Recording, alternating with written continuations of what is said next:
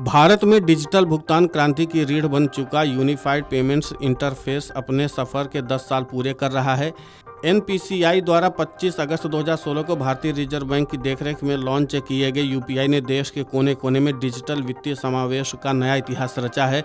वित्त मंत्रालय के अनुसार यूपीआई आज दुनिया का सबसे बड़ा रियल टाइम भुगतान तंत्र बन चुका है, जिसने बीते दशक में लेन देन की संख्या और मूल्य दोनों मोर्चों पर अभूतपूर्व वृद्धि दर्ज की है।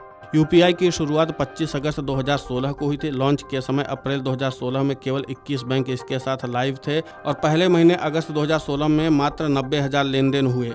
वित्तीय वर्ष 2016-17 में लाइव बैंकों की संख्या 44 थी, जो वित्तीय वर्ष 2025-26 तक बढ़कर 703 हो गई और जुलाई 2026 तक 741 बैंकों तक पहुँच गई। आज ये सरकारी, निजी, स्मॉल फाइनेंस, पेमेंट्स और सहकारी बैंकों को जोड़कर देश के सुदूर इलाकों तक पहुँच चुका है। बीते दशक में यूपीआई लेन देन की मात्रा में 13,000 गुना की विशाल वृद्धि हुई है।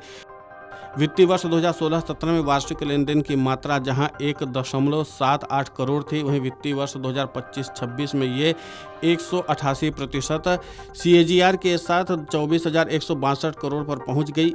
लेन देन का मूल्य वित्तीय वर्ष 2016-17 के 0.07 लाख करोड़ रुपए से लगभग 4,000 गुना बढ़कर वित्तीय वर्ष 2025-26 में लगभग 314 लाख करोड़ रुपए हो गया। इसमें 155% CAGR दर्ज किया गया। वर्ष 2026 में प्रतिदिन औसतन 66 करोड़ लेन देन हुए, जबकि जुलाई 2026 में 2,366 करोड़ लेन देन के साथ 29.88 लाख करोड़ रुपए का मूल्य रिकॉर्ड बना।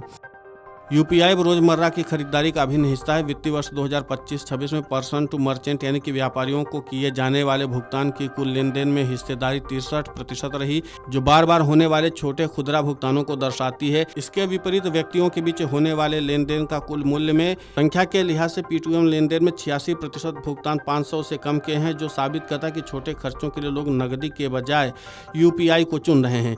यूपीआई आज घरेलू सीमाएं लांघकर वैश्विक बेंचमार्क बन चुका है।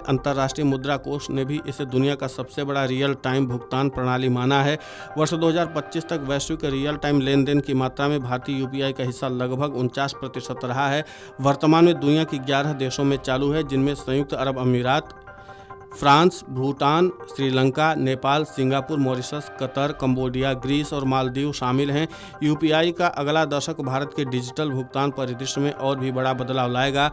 सरकार नए उपयोगकर्ताओं और व्यापारियों को इस इकोसिस्टम से जोड़ने के लिए प्रतिबद्ध है। नीतिगत सहयोग, निरंतर तकनीकी प्रगति और वित्तीय समावेशन के बल पर यूपीआई आधारित नवाचार के अगले चरण को मजबूत किया जाएगा, ताकि देश के हर नागरिक को सुरक्षित और त्वरित भुगतान की सुविधा मिलती रहे।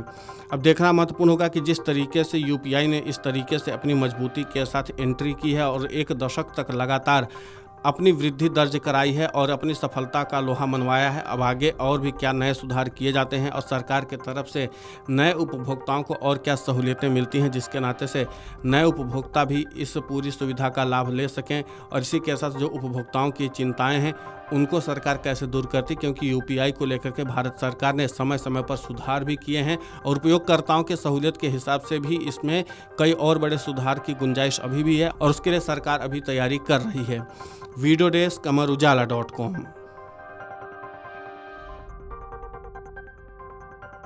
इसी प्रकार की वीडियोस देखने के लिए हमें सब्सक्राइब करना ना भूलें और एस्ट्रोलॉजी से जुड़ी लेटेस्ट जानकारी के लिए डाउनलोड करें माई ज्योतिष ऐप।